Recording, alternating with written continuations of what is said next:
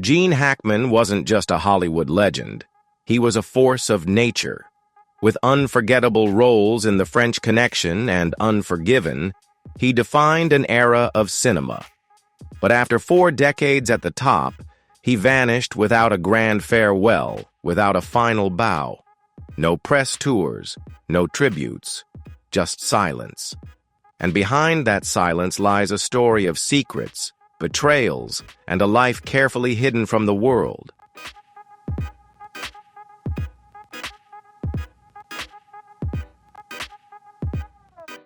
In this video, we uncover the shocking truth behind Gene Hackman's mysterious death, the hidden financial struggles he left behind, and why Hollywood, and even his own family, seemed to erase his legacy. Was it simply old age, or is there a darker secret lurking beneath the surface? If this fascinates you, drop a 1 in the comments. If not, leave a 0.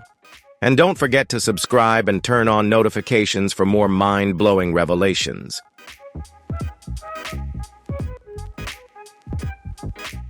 Gene Hackman's daughter now whispers eerie words, as if unearthing the crumbling remains of a legend who once ruled Hollywood. No dramatic sorrow, no heartfelt tribute.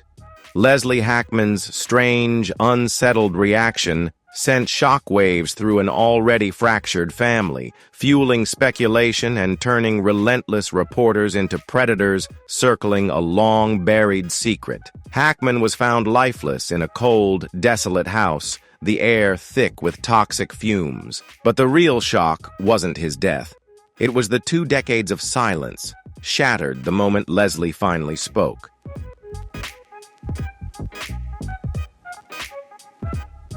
The daughter who once remained in the shadows has now become the key witness. But instead of grief, every word she utters cuts like a blade, exposing a grim truth no one dared to face. Leslie Hackman isn't preserving Gene Hackman's legacy.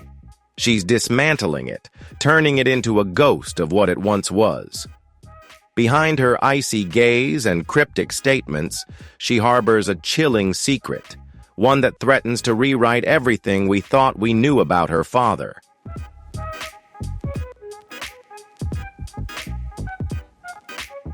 Gene Hackman, once the undisputed king of Hollywood, dominated the silver screen with unforgettable performances in The French Connection, Unforgiven, Bonnie and Clyde, and Superman. His face graced the covers of elite magazines. He walked red carpets under blinding lights, and he reveled in the applause of millions. But after 2004, he vanished without a farewell. No grand retirement speech, no final bow. He never returned for award ceremonies, never stepped onto a press stage again.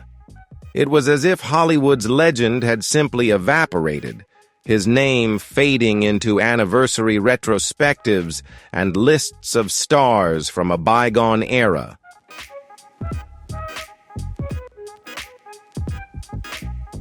He withdrew even further, letting time erase his own legend from Hollywood's dazzling spotlight. Seeking solitude, Hackman and his wife, Betsy Arakawa, 31 years his junior, found refuge in Santa Fe, New Mexico. Their $3.8 million retreat, hidden among the towering mountains, became their world. No red carpets, no flashing cameras, just the 2 of them, 3 loyal dogs, and the quiet rhythm of days slipping by, far from the chaos of fame.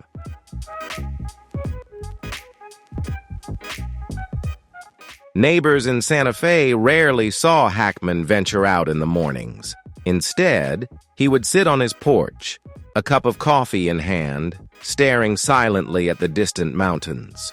The once commanding presence in a sheriff's uniform had faded into that of a frail old man, his deep-set eyes carrying unspoken secrets. His life felt like an old film stuck in slow motion, each memory, each forgotten scene flickering behind his closed eyes, replaying in an endless loop of the past.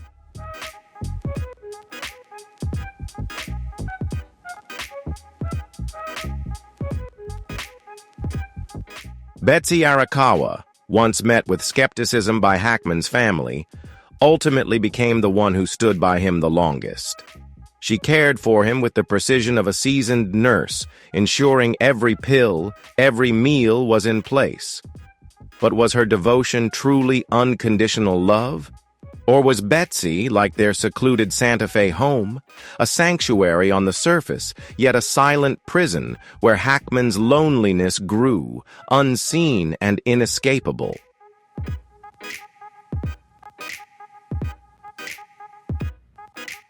Close friends who visited Hackman noticed a profound change in him after he withdrew from Hollywood. He spoke sparingly, avoided any mention of his career, and never rewatched his own films. Any new script that found its way to him was swiftly dismissed, often by Betsy before he even saw it. In a rare interview, Hackman admitted, "I haven't watched my films in years. They're part of the past. They don't belong to me anymore."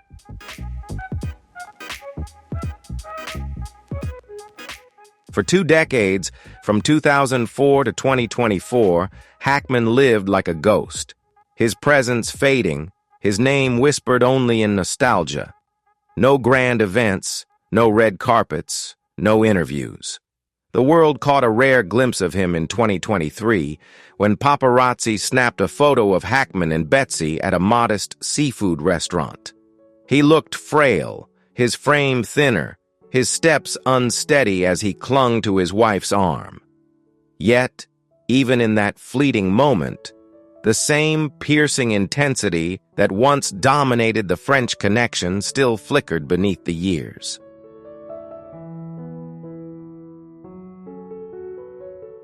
Neighbors recall that Hackman's house remained mostly sealed off, its silence rarely broken. But on certain late nights, faint arguments could be heard drifting through the walls. No one knew what was said, only that Betsy always seemed to have the final word. An eerie presence surrounded the home, an unspoken tension that made people uneasy, as if the walls themselves held secrets too heavy to be revealed.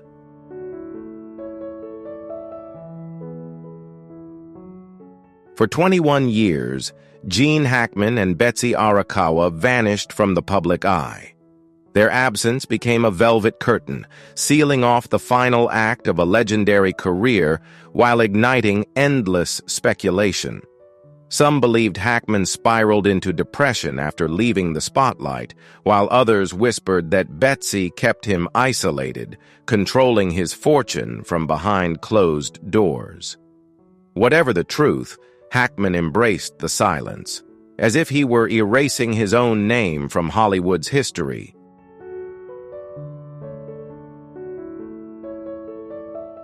In Hollywood, vanishing didn't mean being forgotten. But for Hackman, it was a deliberate choice. He rejected interviews, ignored invitations, and even declined a Lifetime Achievement Oscar. To many, it was baffling. Why would a man who had given his life to his craft turn his back on it completely? His silence wasn't just withdrawal, it was a warning. No one who spent 40 years in the spotlight could simply fade away without a trace. What was he hiding? A buried family secret, a shocking will, or a pain so deep that not even his first wife, Faye Maltz, or his 3 children ever knew the truth?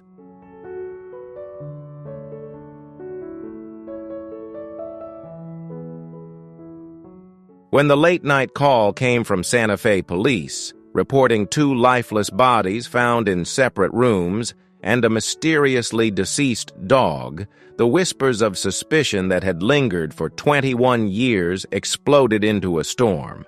Gene Hackman, once a towering force in Hollywood, was now reduced to a name on a coroner's report.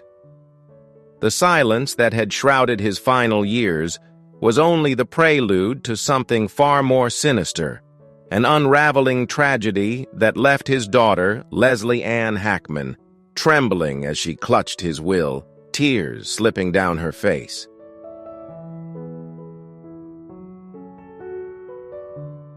The winding dirt roads leading to Gene Hackman's secluded estate on the outskirts of Santa Fe carried an eerie, almost forgotten stillness. Unlike California's golden glow or the crisp air of the East Coast, the high desert sun cast a weary, faded light, one that felt less like warmth and more like a silent witness, waiting for something to crumble.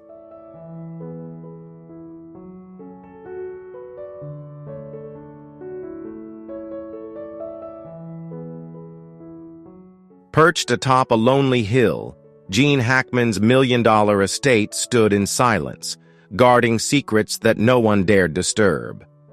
Neighbors rarely caught a glimpse of the couple. No casual strolls, no weekend gatherings, no visits to the local church or lively farmers' markets. When Gene and Betsy did emerge, they were nothing more than fleeting silhouettes, slipping past watchful eyes before vanishing behind the towering iron gate.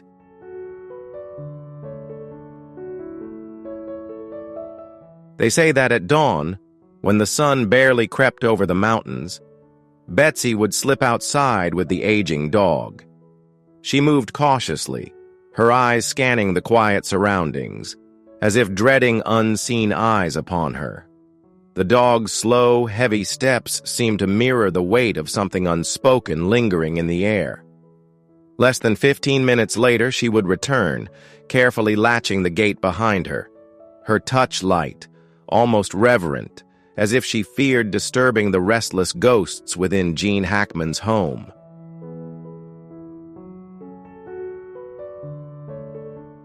As Gene Hackman's heart grew weaker, his world shrank to the confines of his home. The only outsider who crossed the threshold was a middle-aged delivery woman, her face etched with quiet sorrow. She never lingered, only muttering a few words before leaving. Once, in a hushed tone, she confided to a neighbor, "They're hiding something big that no one knows." Betsy Arakawa, fiercely private, kept her distance from the world. Aside from Gene, she had no close connections, only the silence that clung to their secluded home like a shadow.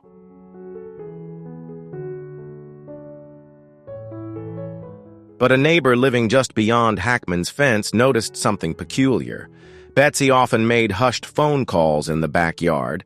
Her voice was too soft to make out, but now and then fragments slipped through the trees. "He's getting worse. No, we can't let anyone know. This house isn't safe." The calls always ended the same way, with a long, weary sigh as if she carried an unbearable weight. Who was on the other end? A family member?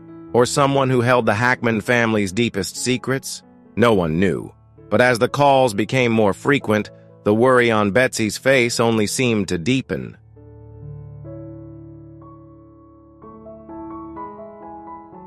Gene Hackman's home, once hailed by the media as an architectural marvel nestled in the wilderness, carried an unshakable chill for those who stepped inside. It wasn't the cold of the desert air or the design. It was something deeper, an unspoken sorrow that clung to every corner. The walls were lined with countless framed photos, yet not a single one featured Hackman's 3 biological children. Instead, only images of him and Betsy remained, a carefully curated collection of their travels, as if the past had been deliberately erased.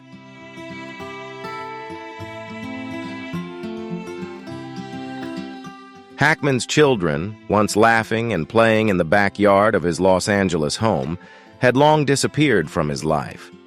He never spoke publicly about his health, but whispers among neighbors painted a grim picture: heart disease, arthritis, spinal degeneration.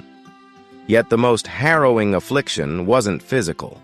It was the slow, creeping curse that haunted Hollywood's aging legends. From Marlon Brando to Katharine Hepburn and Greta Garbo, the greatest icons of the Golden Age faced the same cruel fate, fading into obscurity while still alive. For Hackman, a former box office titan whose name once guaranteed success, watching himself become just a footnote in film history may have been the most devastating illness of all.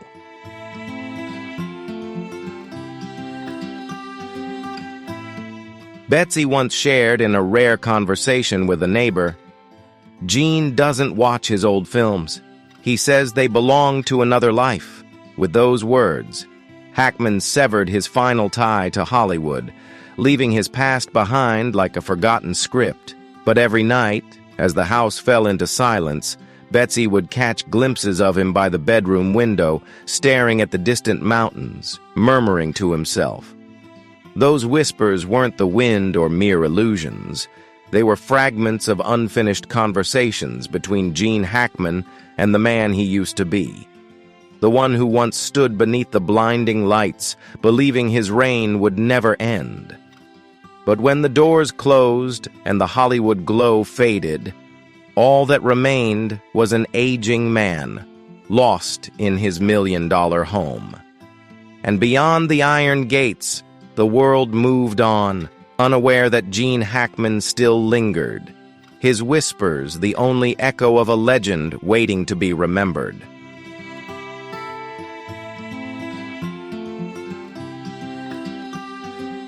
The once secluded $1,000,000 estate in the New Mexico hills, a place that had concealed whispered secrets and hushed midnight calls, now stands as a chilling crime scene. Red and blue police lights flicker against the adobe walls, casting ghostly shadows into the night. Neighbors gather behind wooden fences, their whispers blending with the desert wind, trying to piece together the mystery unfolding inside a home that had been silent for so long. The police don't storm in because of frantic calls or piercing screams. Only the unsettling stillness had drawn them. It was the drug dealer, a weary-faced woman from down the road, who first noticed it, that unshakable stench.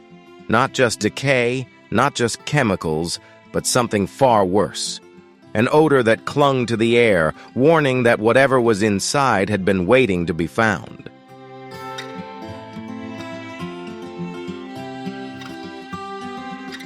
When the door swung open, investigators weren't met with the chaos of a violent crime scene, but something far more unsettling: absolute silence.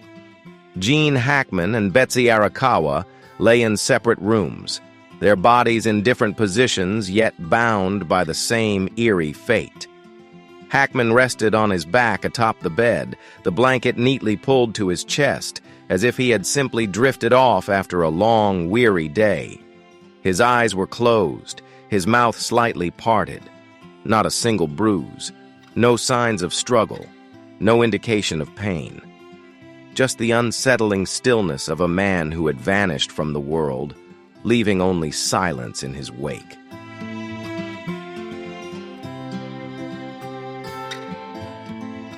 Just a few steps away, Betsy Arakawa was slumped beside the bed, her lifeless body frozen in an unsettling final moment. One hand still clutched the landline phone, one of the few remnants of their early years in the house. The screen showed no record of an outgoing or incoming call. Had she tried to reach someone? Had she realized too late that something was terribly wrong? Her vacant eyes remained locked on the window, where the last traces of evening light clung to the horizon, as if she had been staring at something just beyond the glass, when death arrived.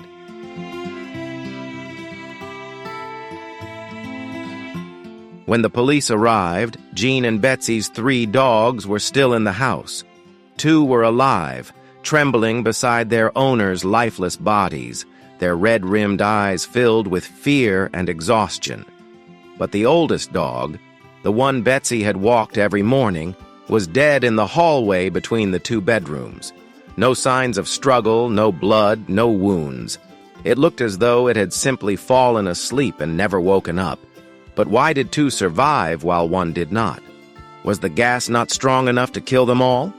Or had something happened before the fumes filled the house? A tragic coincidence or a deliberate choice?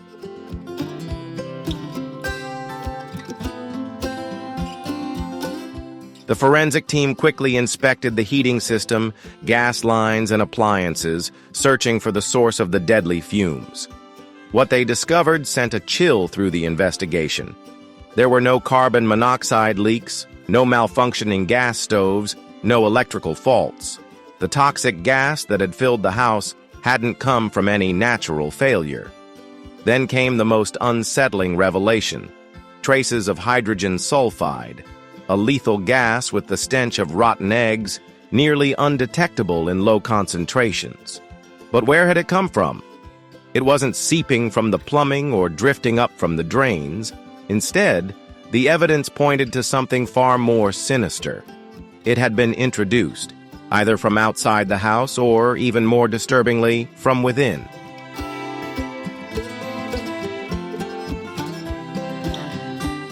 Gene Hackman died without a single mark on his body.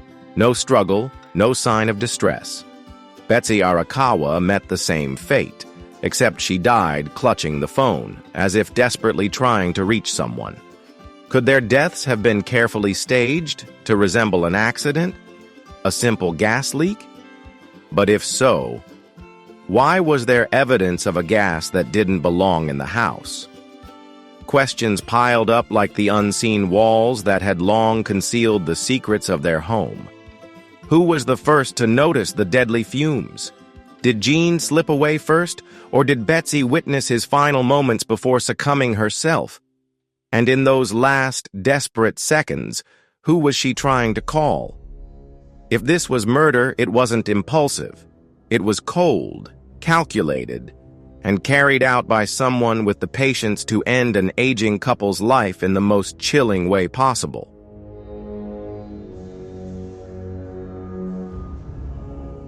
The cruel irony was that Gene Hackman's children, though distant from their father, had always braced themselves for the inevitable. At 94, his passing was only a matter of time. But no one expected it to happen like this. No one thought it would take Betsy, too. The woman over 30 years his junior. The one who should have been arranging his funeral, not sharing his fate. Had they still been living as a couple, or had they quietly grown apart in that vast, lonely house? What were their last words to each other?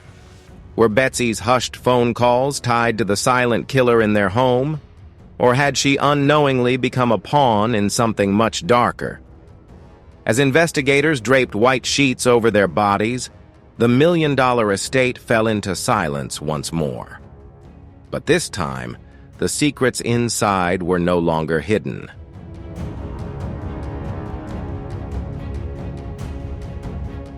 Gene Hackman and Betsy Arakawa's funeral was as quiet as the final years of their lives. No flashing cameras, no intrusive headlines, just a small gathering of family. But beneath the solemn silence, tension simmered. Suspicious glances flickered between those closest to them, unspoken questions hanging in the air. The shock of losing both Gene and Betsy at once was already unsettling. But what came next sent ripples through the room. When Hackman's personal lawyer stepped forward, the air grew heavy. His will had been updated just months before their deaths. And this wasn't just a simple redistribution of wealth. It unveiled a tangled web of unexpected financial moves, cryptic investments, and unsettling transactions. Most damning of all, it exposed long-buried family conflicts, simmering just beneath the surface, now threatening to explode.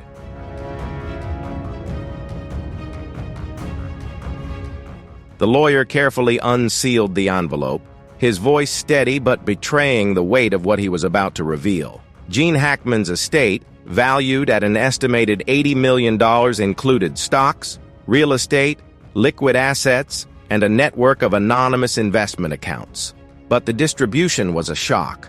A cold, calculated division that left the room in uneasy silence. Nearly 40% of the fortune went to Betsy Arakawa, the wife more than 30 years his junior. Another 20% was split equally among Hackman's 3 biological children, a sum far less than they had expected. A modest 10% was left to an arts education charity, a move that raised no eyebrows. But it was the remaining 30% that sent a chill through those present.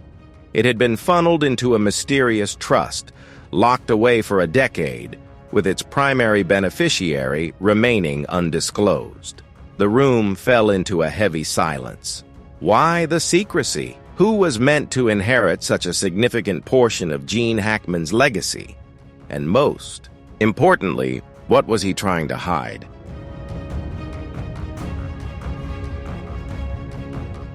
Who was the hidden beneficiary? Why had Gene structured his fortune this way? The lawyer clarified a crucial legal twist. Since Gene and Betsy had died almost simultaneously, the exact order of their deaths couldn't be determined. Under New Mexico inheritance law, when no clear order of death is established, assets are treated as if both individuals passed at the same time. This meant Betsy's inheritance wouldn't go to her own family. It would revert back to Gene's estate. Suddenly, the equation shifted. Gene's 3 biological children, who had been left with just 20%, now stood to receive a much larger share. Yet it wasn't that simple. Betsy, the woman they had never fully accepted as family, had become an invisible yet powerful presence in their father's will. At the funeral, they remained silent, their expressions unreadable. But behind closed doors at the lawyer's office, the decades of unresolved tension, unspoken resentments, and buried betrayals erupted like a long-dormant volcano, turning Gene Hackman's final legacy into a battleground.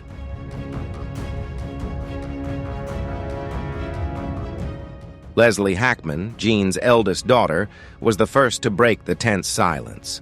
Her voice trembled, though whether from grief or anger was unclear. "Betsy was never our mother. Don't expect us to pretend now," she said bitterly. David, Gene's second son, let out a dry laugh. 40% of the estate to a woman who never gave him children, while his own blood barely gets a quarter? That's rich. The weight of years, awkward family dinners, forced pleasantries, and Betsy's futile attempts to connect with them came rushing back.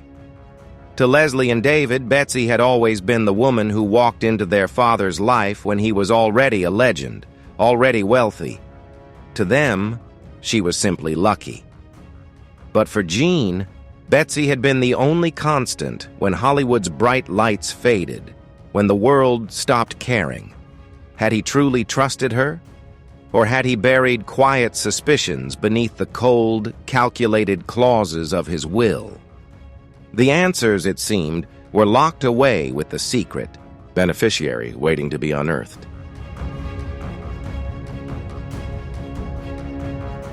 As investigators combed through Gene Hackman's assets, they uncovered something unexpected: anonymous investment accounts tied to industries far removed from Hollywood. Despite never publicly expressing interest in cryptocurrency, Hackman held significant shares in companies specializing in artificial intelligence and biological data. But the real shock came from a recent financial move. Just weeks before his death, Hackman quietly transferred nearly $2 million into an offshore account in the Cayman Islands. Why would a retired actor nearing the end of his life suddenly shift such a large sum? Was it a routine investment, or was he trying to hide something he knew time wouldn't allow him to explain?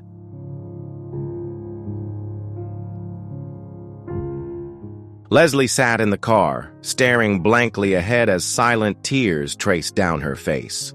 The grief wasn't just for her father's death, it was for the truth that had unraveled before her. The man she once idolized, the father who watched movies with her as a child, was now a stranger draped in secrets. Behind the warmth of his presence lay cold calculations, hidden assets, cryptic investments, and financial dealings that felt more like a puzzle than a legacy. "Maybe we never really knew him," Leslie whispered, her voice barely audible over the hum of the engine. The multi-million-dollar inheritance, instead of being a final thread tying the family together, had become a blade, severing what little remained. A fortune left behind, but at a price no amount of money could mend. Gene Hackman was never the conventional Hollywood heartthrob. He lacked the chiseled charm of a leading man, the effortless allure of his era's romantic idols. But what he had was something far rarer, raw, undeniable power. Hackman wasn't just an actor, he was a force, devouring every frame with performances that left an imprint on cinema itself. In the 1980s, standing among Hollywood's elite in the Glorious Seven, he was a king without a throne. From The French Connection to Mississippi Burning and Unforgiven, Hackman didn't simply play roles, he embodied them. He was the rugged, unshaken core of the American identity, the weight of a fading dream etched into every line on his face. In him, audiences saw the grit of a bygone era, the decay of the American dream, the quiet agony of those the world left behind. And then, just like them, he too faded into the shadows.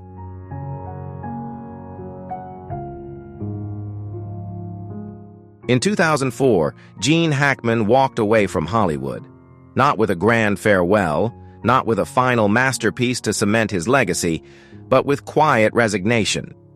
He cited health reasons, but everyone knew that was just the surface of a deeper truth. Hollywood no longer had a place for him.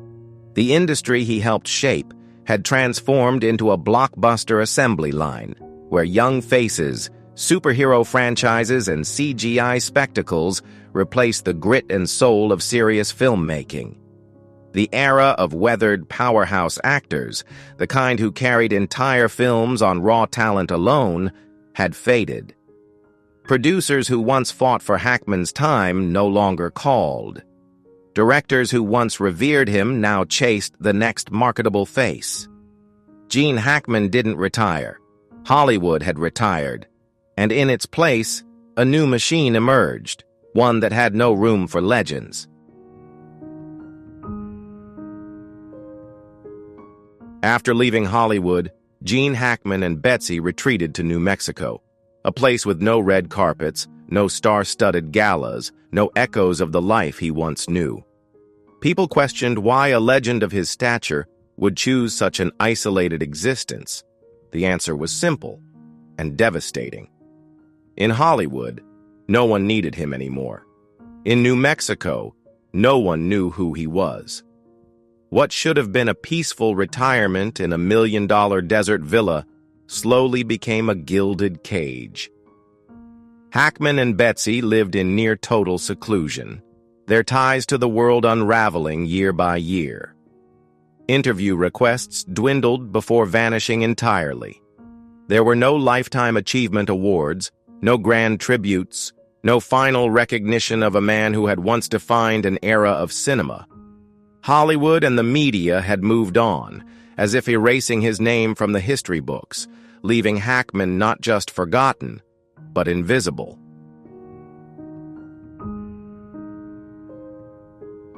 Gene Hackman spent his final years as a ghost king, once a ruler of Hollywood, now cast aside by the very industry he helped define.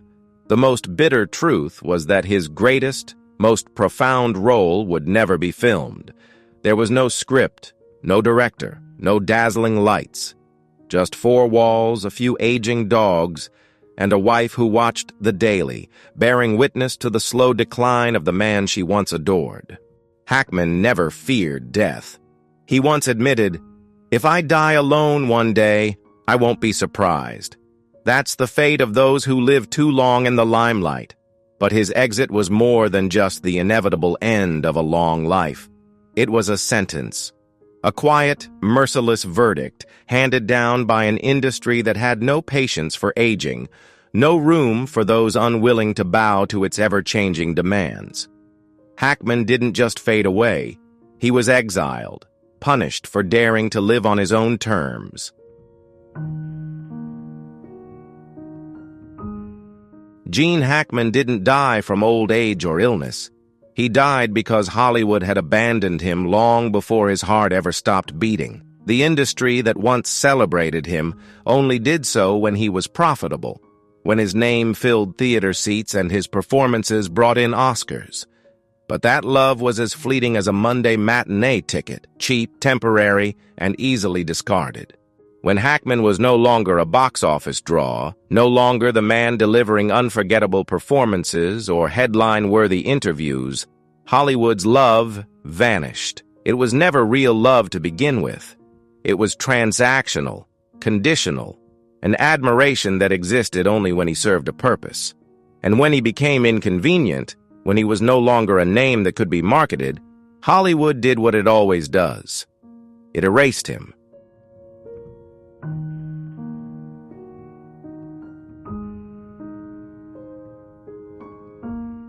Gene Hackman wasn't the only one. He was just one of many icons that once lit up the Hollywood sky, only to be abandoned by that very sky.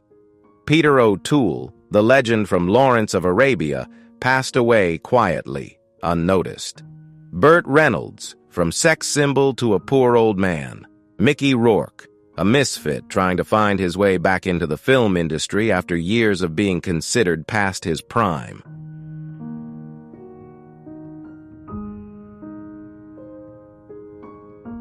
Gene Hackman carried the weight of an entire generation, actors who poured their souls into their craft, who refused to fit the manufactured mold, and who aged with dignity instead of surrendering to Hollywood's obsession with youth. His death wasn't just a personal loss or a farewell for film lovers.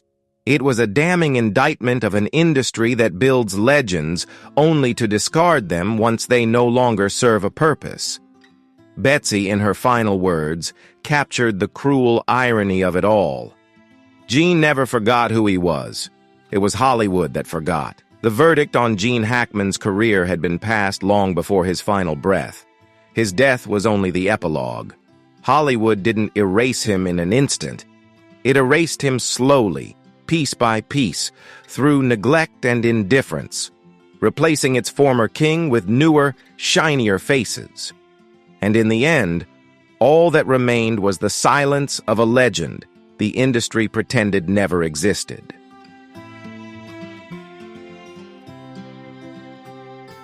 Gene Hackman passed away on a somber afternoon, without headlines, without a grand farewell. The news of his death drifted through the media as quietly as the final years he spent in the vast, lonely desert of New Mexico, a place where his name had long faded from Hollywood's memory. There was no national tribute, no mourning crowds leaving flowers at his gate, no candle-lit vigils, just a handful of brief news reports, a few dry career summaries, and then nothing. Once a cinematic titan, Hackman had become just another name lost in time, buried beneath legal documents, forgotten tax returns, and the cold calculations of his final will. But behind the paperwork, behind the silence, there were fragments, whispers of unfinished stories, secrets still waiting to be uncovered.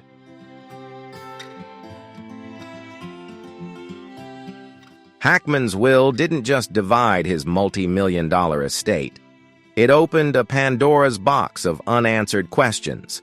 A hidden portion of his wealth, entangled in offshore investments and foreign transactions, created a financial labyrinth so complex that even his own lawyer struggled to piece it together. Why would a man who once condemned tax loopholes quietly funnel assets through overseas accounts? In the years leading up to his death, why did he repeatedly revise his will, severing ties with certain relatives, adding unfamiliar names, and allocating unexplained sums to an anonymous NGO? Gene Hackman didn't just leave behind a fortune, he left behind a puzzle, and with each uncovered detail, the mystery only deepened. Gene Hackman's death was initially attributed to old age and complications from chronic heart disease, but whispers of something more sinister began circulating through local New Mexico newspapers. A chilling theory that toxic gas had seeped into his secluded home. A small but detectable amount of carbon monoxide was found within the estate. Investigators speculated that the home's aging ventilation system, though functional, may have slowly poisoned him over time, causing fatigue-induced hallucinations and accelerating his decline. What made this even more unsettling was the fact that the system had been inspected just months before Hackman's death. At the time, there were no leaks, no warning signs. Had this been a tragic accident? Or had someone deliberately turned his multi-million-dollar retreat into a death trap? Could his shadowy financial dealings have played a role in his mysterious end? Local authorities launched an investigation, but as Hollywood moved on, so did the headlines. The case, much like the man himself, slipped into silence. Leslie cried in front of the media, not only because she had lost her father, but also due to the overwhelming sense of betrayal. She thought that after years of estrangement, Hackman and she had finally reconciled, but the cold, ruthless, and calculated final will told a different story. When a legend falls, it isn't just tears that fall, but also blood, betrayal, and wounds that never heal. If Hollywood were a house, Gene Hackman was the one who built every brick. But when he passed away, Hollywood didn't look back. No official memorial, no special film festivals to honor him. In fact, some of the younger people in the industry began asking each other, "Who is Gene Hackman?" And so Hollywood, where glory and oblivion are separated by just a breath, shifted their attention to younger, more marketable stars, leaving Hackman's legacy behind.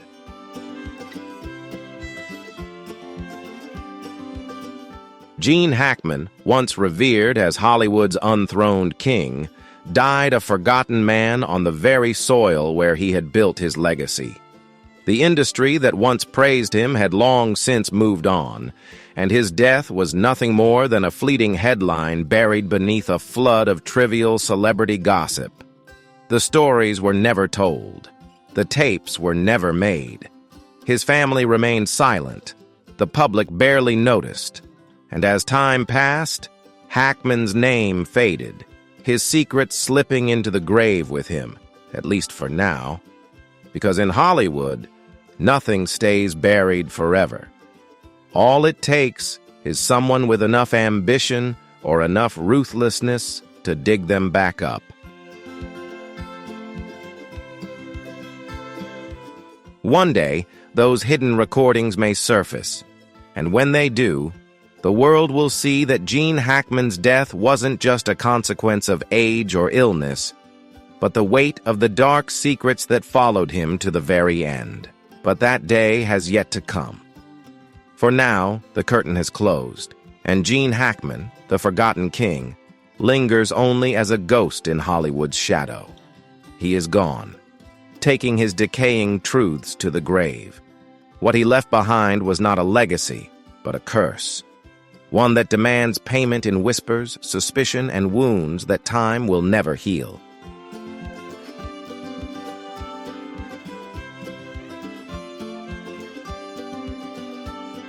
Will the truth about Gene Hackman ever come to light, or will it remain one of Hollywood's greatest unsolved mysteries? Let us know your thoughts in the comments. And if you enjoyed this story, be sure to like, share, and subscribe so you never miss more thrilling content. See you in the next one.